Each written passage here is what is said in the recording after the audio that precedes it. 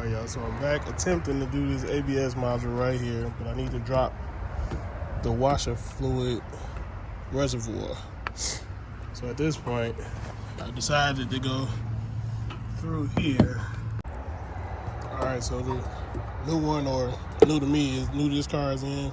I also wanted to tell y'all this is what I also had to do. So this bracket, it goes right here and down into the fender well. It's good. It's a good idea to remove that because it gives you the room to move the washer reservoir around.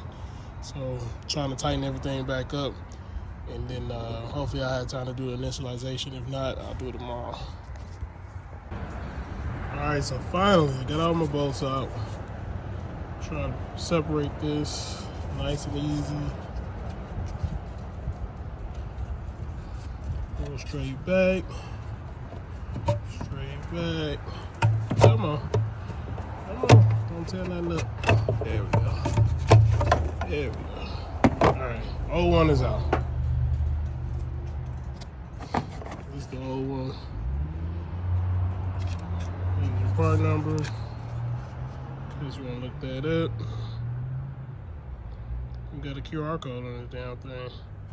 I don't know if this is the same one. Is this a aftermarket or what?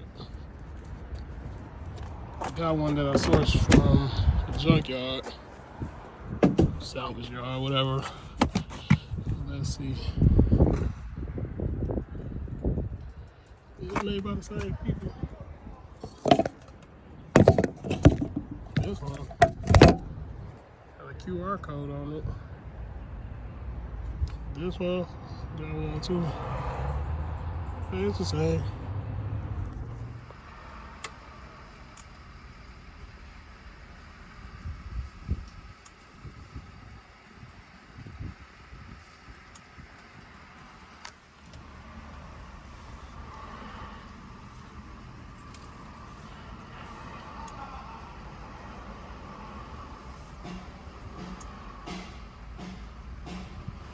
There we go, ABS initialization. Sure, the vehicle is in stationary on level ground and wheels straight. Brake pedal released.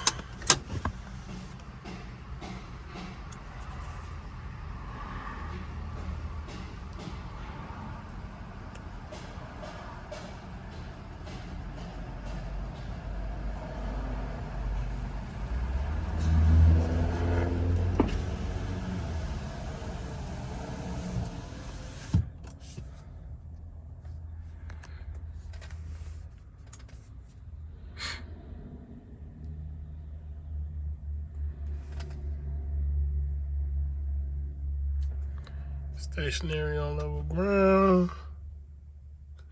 Starting G sensor calibration. I have no clue what that is, but hey, do your thing.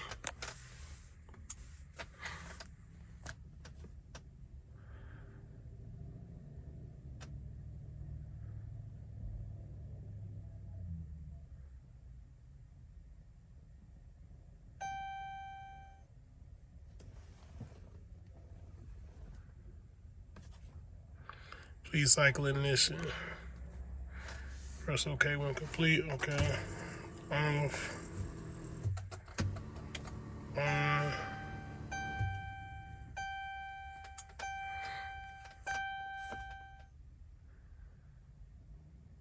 Engine must not be running. Engine is off.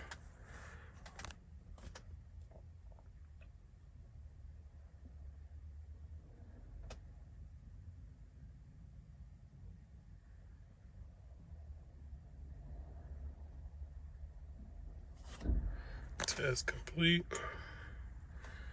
Okay, let's see. Don't need to braid brakes, don't need to calibrate.